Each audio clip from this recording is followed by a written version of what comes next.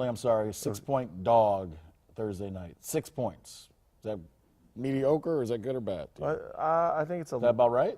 You get, what, 2 points if you're the home team usually? Yeah, I actually think that's pretty good for the Browns, if you ask me. I think it could be a little bit bigger. I think it. Favorites yesterday. That's pretty good for the Browns. I'm gonna be honest with you. And this is just me, I thought it'd be like 4 or 5. But maybe Vegas is starting it at 6, getting us crazy Cleveland Browns fans to get to bet on it. I don't know. Well, you're saying Cincinnati by a touchdown. I always think sometimes we look at the spread and we think one thing, but it's really not what They're it is. sucking us in. It's like, okay, who's going to bet Cincinnati? Who's going to bet Cleveland? Right. We're just trying to split the money out so we can win. So they can win. Yeah, I would think 4 would have been a way to get us all fighting back. I don't do it, so I don't know. No, I think 4 would be a little bit surprising, to be honest with you, Okay. to say, oh, wow, the Browns are only 4-point underdogs. They're only 4-point underdogs. So you're getting that to get Cleveland fans to go. No, then you're like, oh, I'll take that. Right. I'll take that. But I think 6 is a hard number to I don't know. 6 seems like a lot. I think the Bengals have problems too, and I think they're good. So All we'll right. see. It is. I'm going to call this our new face-off segment, even though it's grade the team. I just like to run this thing. It's the face-off. All right, so we bring in all the players on this. Kenny Rote is on this. Tim Couch is in on this as well. We are going to do our grade the team. And Eric, the referee, start us off with our first topic. All right, Brian Hoyer, 21 of 34, 300 yards, 2 touchdowns, 2 interceptions, and what do you know? Another fourth-quarter game-winning touchdown. Great, Brian Hoyer. Let's start with Kenny Rote. Kenny Rote, go ahead.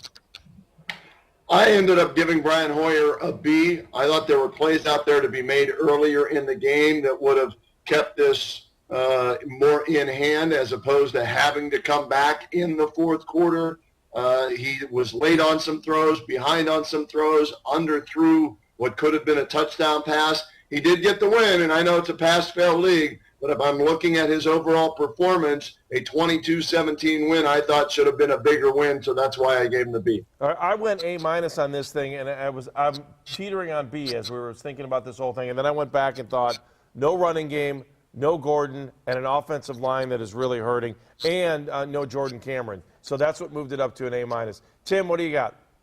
I've got an A for Brian, guys. I think that, if you factor in everything with the way the offensive line was playing, the way they couldn't get anything going on the ground, and then the plays that Brian made down the stretch of the football game, the 3rd and long play to Miles Austin on the slant to keep that drive alive, that was a huge throw, and then he continued to make the big plays down the stretch of the game. He took advantage of some turnovers. He took advantage of a blocked punt. He put points on the board, and especially when they had to have it. So as quarterback, it's tough to get wins when you don't have a lot of support, and he was still able to go out and do it. 300 yards passing. I give him an A. Yeah, everything Tim said. 300 yards passing, 2 touchdowns, comes up with the big plays. And Tim keeps mentioning that slant pass. Why it was huge, they were backed up in their own end zone. And it was like a 3rd and 12, I believe, 3rd and 13. That was really a slant to try to get out of the end zone to punt the ball. He puts the ball on the money, and they get that play. That ended the game right then and there. I was going to say A-. I give him an A. It's hard to win in the NFL. I don't care if it's ugly, cute, or whatever else.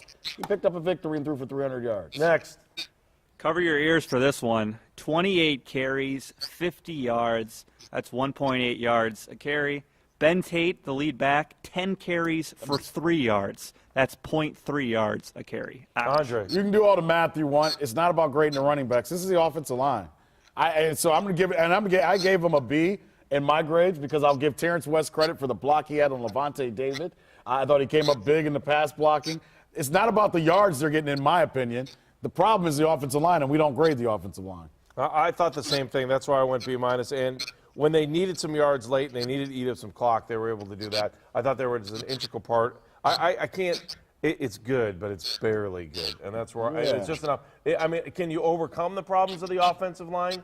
Maybe that's what great running backs do. Yeah. I don't feel like anybody's great. I still don't know where Isaiah Crowell is. I want to see him on the field. I give them credit for one thing. They did go some power run blocking inside the 5-yard line. They finally lined up, let the fullback go straight ahead and ISO block.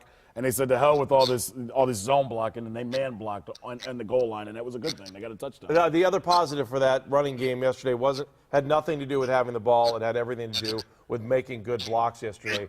And I'll tell you, there were times yesterday when Terrence West had a hell of a block in the fourth quarter yesterday, too. So, Tim, you're great on this. I gave him a D, and not necessarily on the running backs. That is the offensive line as well as a whole group, and there's just nowhere to go for these backs, man. I think it's 3 games in a row now where they've averaged less than 2 yards a carry, which is, when you start playing a good team, which they're going to do on the road on a Thursday night in Cincinnati. If you can't run the football on the road in this league against a good team, you're not going to be able to win. And they pulled some of these games out late because of the teams they were playing, I think. But the competition steps up. You better find a way to run the football, and that starts with the offensive line, getting in right position to get some blocks and give these backs an opportunity. So I gave them a D. Kenny. I gave him a C+, guys.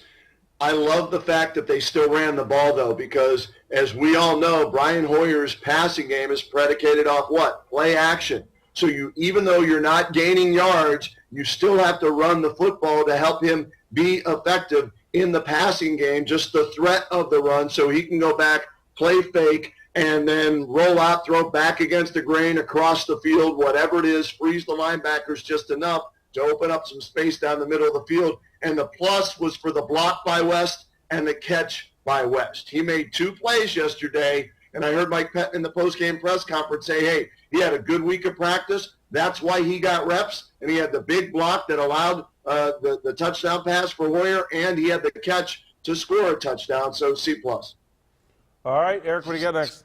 All right, no Jordan Cameron, no Josh Gordon, but the receivers stepped up. 8 different receivers caught passes yesterday. Taylor Gabriel led the way, 5 catches, 87 yards, and a touchdown. Grade the receivers. I'll just start with this. B, I still can't. To me, there are days I look at this and say it's smoke and mirrors. When I sit there and I've got to look down on the wide receivers when we're doing interviews afterwards, I'm wondering how the hell this team is doing this and how these little guys are able to do it. The only question I have, and I don't know if it's not really there, and maybe you guys can help me out, especially Tim, with this. I don't understand why this team can be so effective when they don't go into the huddle. And those little receivers, when they've got some space, man, they get some things done. But once you get inside that red zone, inside the 10, they quit going to the no huddle. They decide to huddle up. That area seems so small inside the 9. So I gave them a B+ on this. Tim, your thoughts on that? Maybe you can answer the question, too. Yeah, I gave them an A, the wide receiver group. I thought they were phenomenal. I thought Gabriel was huge. Miles Austin was huge. Benjamin had some tough catches across the middle. And, these guys they're crafty, man. They're not the best wide receivers you're going to see in the league, but the way they use them, the way Kyle Shanahan is able to use these guys and get them in space and create some mismatches and the run after the catch ability of some of these wide receivers we have is pretty phenomenal. And, I think it's going to be when we get Josh back out on the field, and a clear number 1 guy, I think these guys are going to be really, really good complementary guys, and the experience that they've gained with Josh not being on the field is only going to help these guys as they go forward. But yesterday I thought they were really, really good. They were winning the one-on-one matchups. They made big plays down the field, so I gave them an A. Tim, how can they look like 2 different teams when they go huddle, no huddle? When they go no huddle, Brian just seems so much more effective. Right. I think a lot of quarterbacks feel more comfortable in a no-huddle system because you're not thinking so much. It's just, you're reading and reacting more than you are trying to, just think your way through the reads and that kind of stuff. And the tempo is just a bigger sense of urgency. And I think everyone kind of feels that on the offense. It's kind of like a shot in the arm of energy. And, you see it all across the league. A lot of times teams will switch it up and they'll go no huddle or a team will struggle for an entire half. And then right before the half, they'll go to a 2-minute offense and the quarterback all of a sudden looks like he's come alive and they go down and get a touchdown. So I think it's just the change of pace and the quarterback kind of realizes there's a little bit of sense of urgency and the receivers feel that as well. Hey, Kenny, wide receivers. I ended up giving the wide receivers a B, guys. I think you had the nice read by Taylor Gabriel. I heard Brian Hoyer again post-game say when he was talking with his receivers during practice and that, he told them, look, if a play breaks down and I'm scrambling, just go deep. And Gabriel remembered that, and he hit him for the touchdown pass. And the slant pass to Miles Austin was a big catch. I don't know why the Tampa Bay Buccaneers weren't trying to take away the slant, especially in a 3rd and 16 situation deep in their own territory and force them to the boundaries. But Miles Austin was able to get inside, make that catch. Good throw by Brian Hoyer. So I was as hard as anybody on these receivers at the beginning of the season. They've done an average to slightly above average job without a true number 1 receiver there. So I ended up giving them a B. Right. Great grade, and Kenny just brought up something that I know it goes back to Hoyer. I give him a B+, the receivers. But that quote that Hoyer had about the Gabriel touchdown, where he goes, look, I tell my receivers when it breaks down, it's okay to go deep. I'll find you.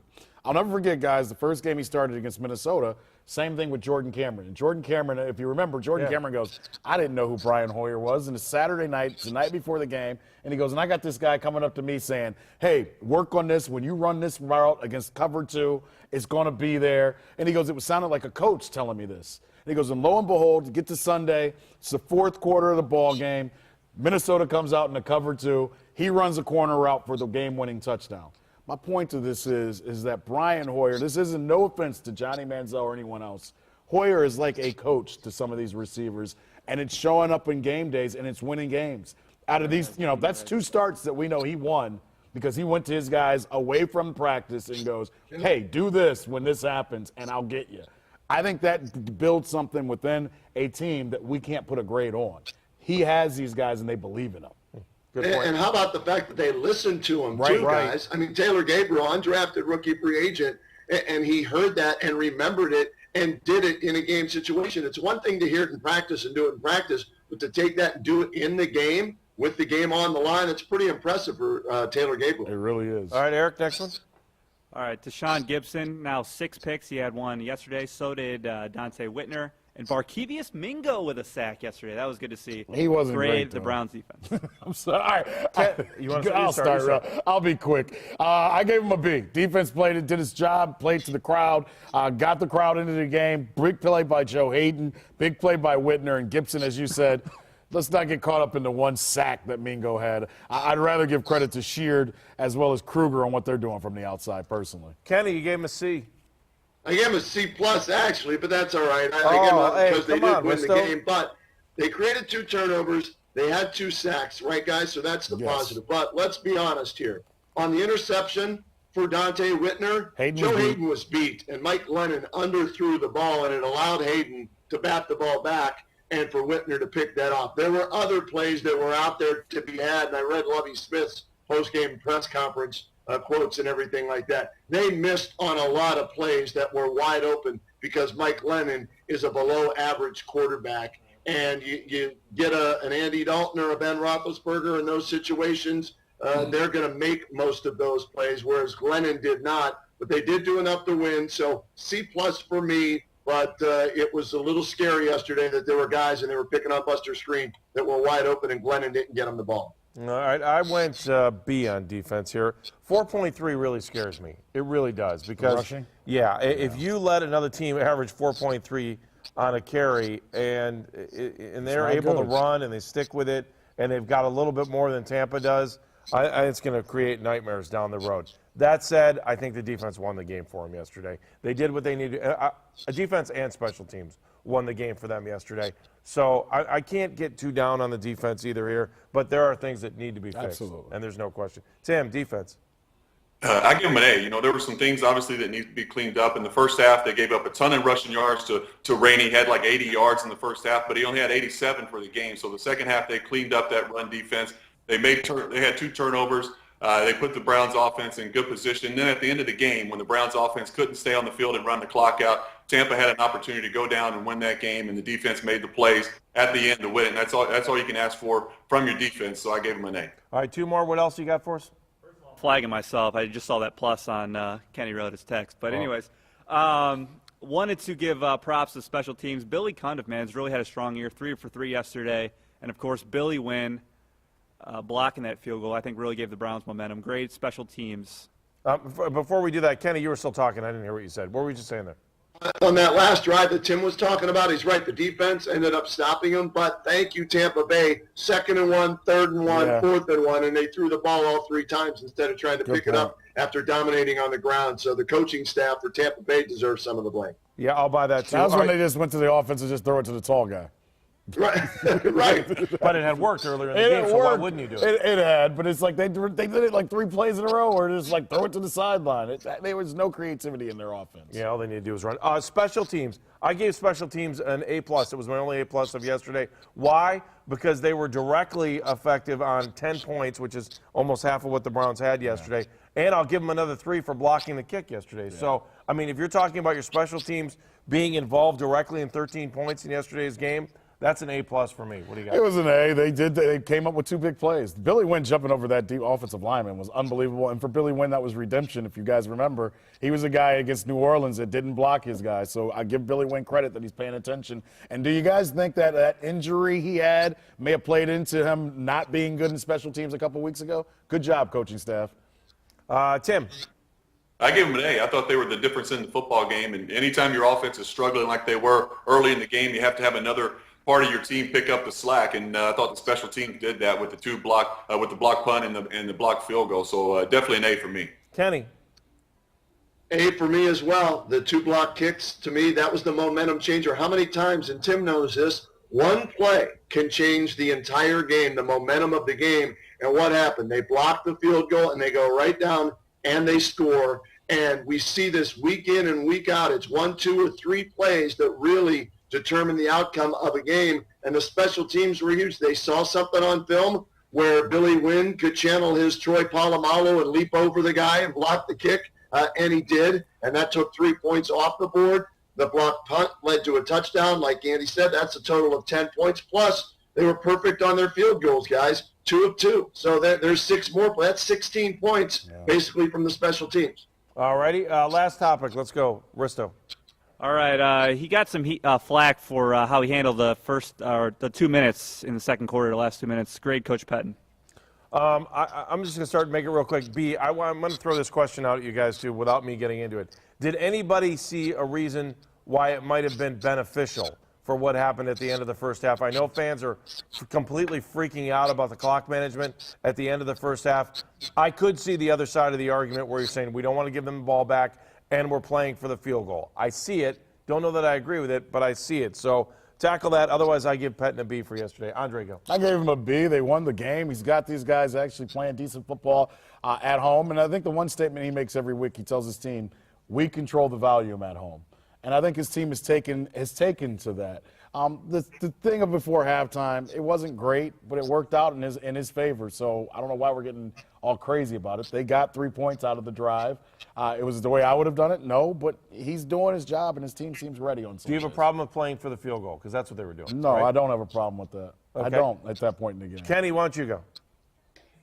I tweeted out WTF yesterday as that was happening on my Twitter timeline. And I was just trying to figure out what. Then I heard him say, look, we didn't want to give him the ball back. We wanted to get 3 points on the board. And Brian Hoyer had a far better second half than he did first half. So maybe he was concerned with an interception or a turnover, and they'd come away with 0 points. I didn't agree with it, like Andre said, but I give kudos to Mike Pettin for standing by it, saying, this is the way I'm going to coach. This is what I believe in. This is why I did it. He gave his reasons why, and he basically said, I don't give a damn what you think about it. I'm the coach. This is the way I played it. Quick. What do you got, Eric, the referee? Before I let you guys go, Bengals, Browns prediction. Hang on. Tim didn't give us our social. Oh, okay. Another flag on you. Jesus. Tim didn't give us coach. Tim, go ahead, coach. Sorry. You guys said it all perfectly. I think for that situation, as a head coach, you have to just trust your instincts. And he didn't feel like he wanted to give put his offense out there and get something cheap back to Tampa, an interception or something like that. So he decided to run the clock down a little bit, and he knew he could get the field goal out of it. And Brian completed a pass and set him up in range, so it worked out for him. But I really had no problem with that and understood why he did it. But I gave him a B+. He got the win, and that's what it's all about. All right, I'll ask the question then. Just thoughts on Cincinnati going into Thursday. Tim. It's going to be tough. It's a tough place to play. Cincinnati, they're getting a little bit healthier. A.J. Green getting back out on the field. But I think it's a game that they can win. If the defense can go in there and create some turnovers, Dalton has shown this year that he will turn the football over in certain situations. So if they can get some turnovers and the offense has to get some type of running game going, I don't think they can go in there and average less than 2 yards a carry like they have over the last 3 weeks and expect to get a win. So they're going to have to try to get the run game going, create some turnovers, and Brian has to be sharp. And, I think it's a winnable game, tough game on the road, but a game they can win. All right, Tim, we'll talk to you. Hopefully you can join us on Friday. I know I haven't talked to you about it yet, but hopefully you can join us on Friday. Just put you on a spot on the air. That's how it works. Yeah, count me in, guys. That's because you're a team player. You are a winner, Tim Couch. Thank you so much. That's right. All about the team. Take care, brother. Thanks, Tim. Okay, all guys. right.